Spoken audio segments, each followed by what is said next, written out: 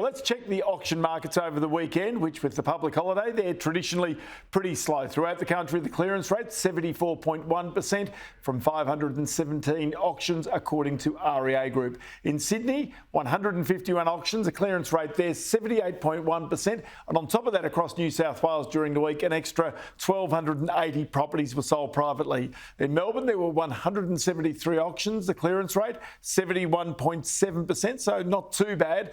An extra 1,102 properties were sold privately across the state. In Brisbane, 47 auctions, a clearance rate 63.8%, and an extra 1,060 properties sold across Queensland. In Adelaide, 31 auctions, a clearance rate 83.9%. It's been strong for some time in Adelaide. Another 276 properties were sold through private sale. And lastly, in the ACT, there were 25 auctions, a clearance rate 72%, and another 61 private sales. Let's bring in here Anne Flaherty, economist with REA Group. And always good to have you on the program. I want to go to one thing. The headlines right now are being made about New South Wales and stamp duty. Now, as I said earlier in the program, Dominic Perrottet, the Premier, once told me if he only does one thing as a politician, if it's to get rid of stamp duty, he'll think his career will have been worthwhile. But it is a regressive tax in many ways. It stops people from changing houses. It means that people, in some cases, don't want to pay it, and so they hang on for perhaps longer than they should. That's absolutely right. It is one of Australia's most inefficient taxes. First of all, it increases the upfront cost of buying and is particularly problematic for first home buyers.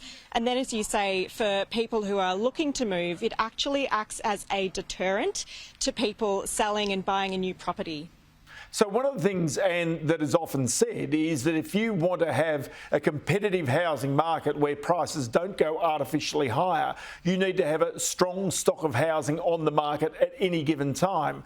Now, the fact of the matter is, as we've said, if a person has to pay $41,000 of stamp duty on $1 million property purchase, or $85,000 if that property is worth $2 million, then that actually prevents people from moving and upgrading their homes.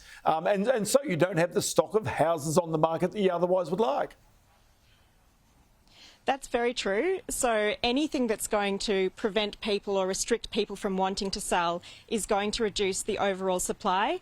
That's really not good for anybody. I think that, we need to move away from stamp duty, but of course it will be a challenging thing to do.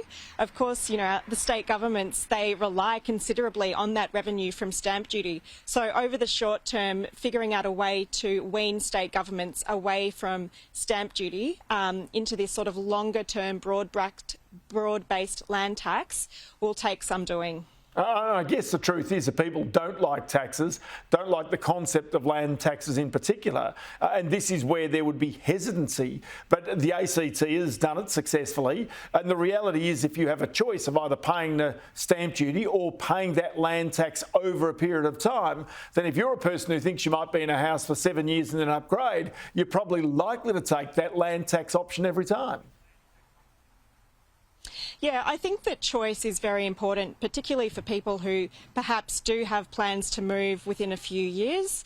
Then, of course, for a family perhaps who, have just purchased their forever home, maybe they would prefer to pay it all up front. So I think that it is interesting that we have this idea of this choice between going with the tax versus that big upfront land tax. OK, so gut feel. I mean, you're an economist. You're also in the housing market as well. Gut feel is if you were buying a new home today and you had this choice, which way would you go? I would turn away from stamp duty. I would definitely pick the land tax option. I think just to not to have to pay that big cost up front improves accessibility. And then, of course, if I, chose to move in the future, it would mean that I would have paid less overall than if I had just paid stamp duty up front. It also means you'd have potentially more money as a deposit as you were coming to buy that property as well, because, you've done some stats in terms of just what impact this can have on a family's life, and it really does mount up, especially with bracket creep. Yeah, absolutely. And what we've seen is that property prices have increased far more rapidly than those actual tax brackets. So people are paying more in stamp duty than they have in the past, considerably more. And that's an important thing to recognise, is this political argument. No doubt it will be a political argument, goes uphill and down dale, but it is really all about choice. And Flaherty from REA Group, good to have you in the program today, and many thanks as always.